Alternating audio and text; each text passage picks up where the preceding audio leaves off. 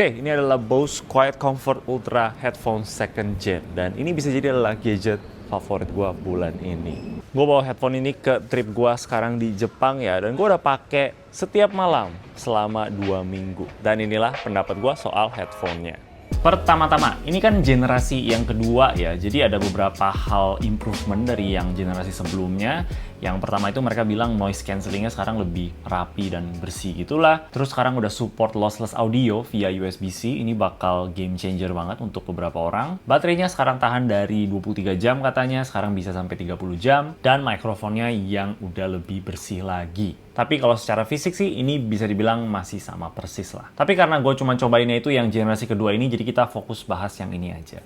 Untuk desainnya ini gue ambil yang warna putih, putih atau krem gitulah. Menurut gue ini lebih elegan aja dibanding yang warna hitam. Desainnya ini cukup simple, punya headband yang empuk dan juga tebel untuk kepala gue. Adjustment extensionnya ini finishingnya itu mirror, jadi agak glossy-glossy gitu. Dan gue juga suka adjustnya itu smooth banget ya. Jadi kalau kita tarik gini, itu nggak ada kretek-kretek gitu loh kayak biasa di headphone lain yang gue cobain. Bahkan pas gue di Jepang gitu, gue ada pergi ke toko audio untuk cobain ya, tapi sayangnya mereka nggak ada yang generasi pertama, jadi gue nggak bisa bandingin. Adanya itu yang versi Quiet Comfort non-ultranya mereka, dan itu adjustmentnya masih kretek-kretek, jadi yang ini tuh mantep banget. Desainnya ini plastik semua supaya ringan ya, ini beratnya cuma di 263 gram gitu aja, dan ya buat gue sih ini nyaman banget. Nanti kita bakal bahas lagi kenyamanannya kayak gimana. Di cup sebelah kiri ini ada colokan USB-C untuk bisa charging dan juga untuk lossless audio tadi. Ada juga colokan 2,5 mm jack yang lumayan berguna juga karena gue sempet bawa ini ke pesawat kan ya,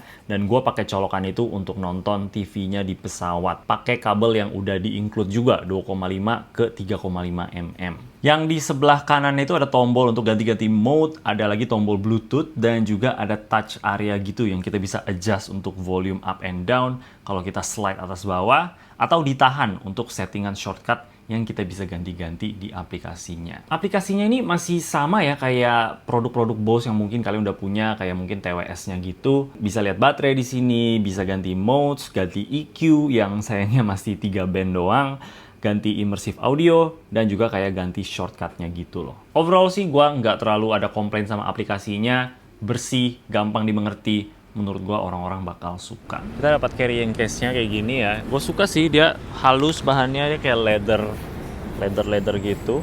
Warna putih, gue sebenarnya agak takut kotor dan udah agak sedikit kotor sih.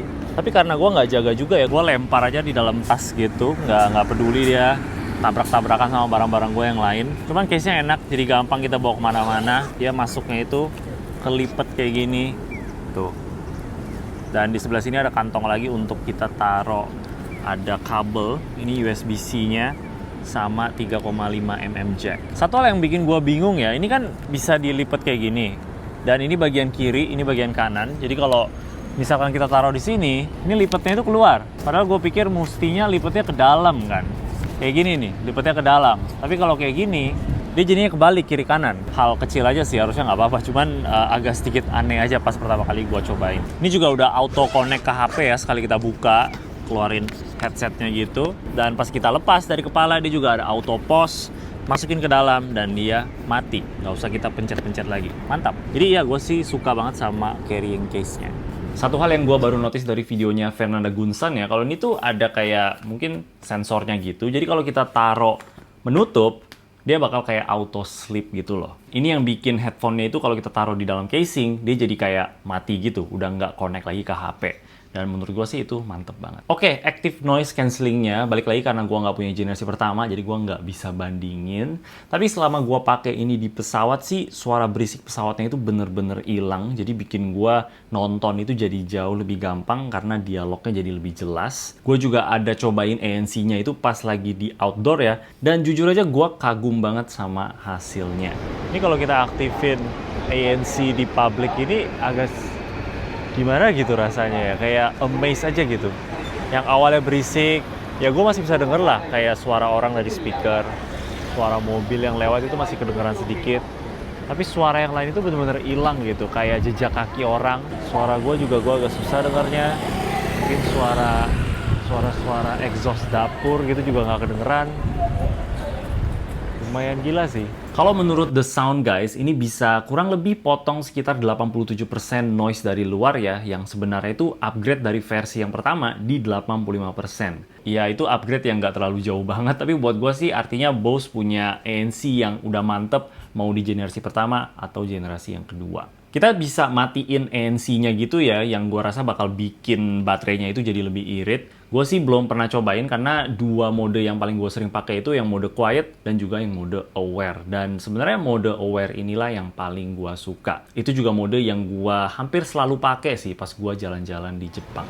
Dan yang gue suka pas jalan-jalan kayak gini tuh aktifin aware mode-nya ya. Itu bener-bener bisa dengar semuanya dengan jelas. Kayak ada orang jalan di belakang gue itu bisa kedengeran. Jadi biasa pas gue hunting foto, bentar, di sini agak berisik soalnya ada speaker. Jadi pas gue lagi misalkan jalan-jalan kayak gini, hunting foto gitu sambil dengerin musik, gue tetap bisa aware sama surrounding. Nah, untuk kenyamanannya ya, ini tuh gue suka karena ear cup-nya itu gede, sama dia tuh drivernya dalam ya, jadi telinga gue sama sekali nggak kejepit, dan juga telinga gue nggak sentuh driver di dalamnya itu. Jadi gue mau pakai berjam-jam juga tetap aman banget. Ear cup-nya ini terbuat dari leather yang empuk dan nyaman juga untuk di kulit gue. Sejauh ini sih gue pakai nggak pernah kerasa panas gitu ya, tapi balik lagi karena gue lagi di Jepang juga, ini lumayan adem, sekitar 20-an derajat gitu. Bakal beda cerita kalau gue pakainya itu di Jakarta yang humid dan panas ya, gue rasa sih bakal ya panas juga sih, karena biasanya memang leather itu lebih panas dibanding yang bahan pabrik. Jadi iya, dibanding di Jepang, di Jakarta nih lagi panas banget ya akhir-akhir ini. Jadi ya kerasa panas juga kalau gue pakai headphone ini kelamaan. Tapi ya gue lebih salahin Jakartanya sih dibanding headphone-nya. Tapi so far sih enak, ini enteng juga. Jadi kepala gue tuh sama sekali nggak keberatan. Jadi ya untuk kenyamanan nih gue sama sekali nggak ada komplain.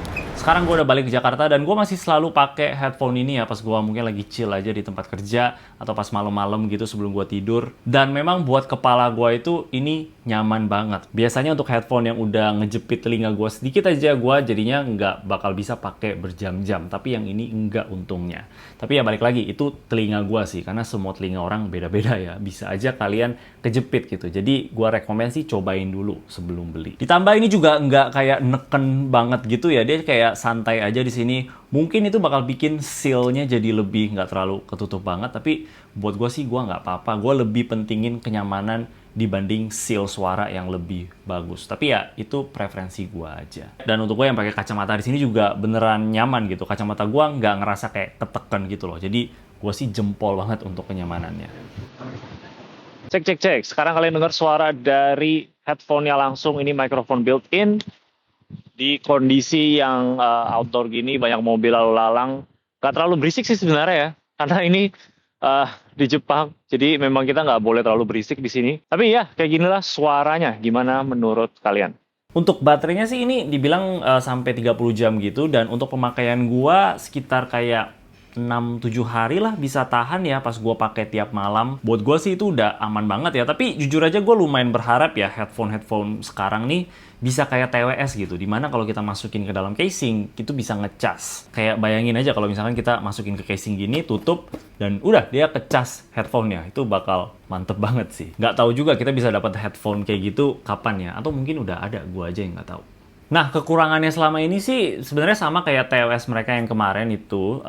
EQ-nya di sini tuh cuman punya 3 band aja. Masalahnya TWS mereka yang versi budget yang Quiet Comfort doang itu udah punya 5 band. Jadi bingung aja kenapa di sini cuman 3 terus. Kalau lihat dari reviewnya The Sound Guys sih katanya kalau kalian mau headphone yang bisa di-customize, ya ini bukan headphone-nya. Bose ini punya karakteristik bass yang tinggi, treble yang jelas, tapi mid-nya itu mungkin sedikit kurang. Tapi katanya ini wave suara yang bakal cocok untuk mayoritas orang gitu.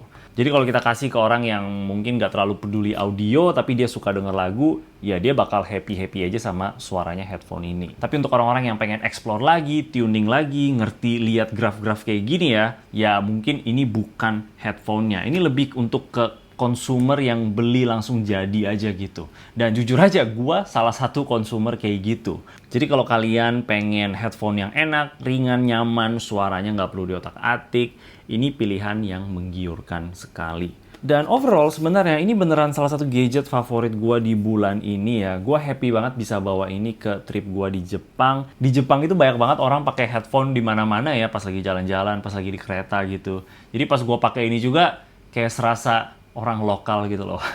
Dan ya gue rekomen banget untuk kalian-kalian yang mau punya headphone ANC pertama kalian. Oke, tapi itulah Bose Quiet Comfort Ultra Headphone Second Gen ya. Kasih tau gue pendapat kalian itu kayak gimana. Untuk yang tertarik, linknya juga gue udah taruh di bawah. Oke, itu aja dari gue. Kalau kalian suka sama video ini, boleh kasih like dan juga subscribe. Thank you.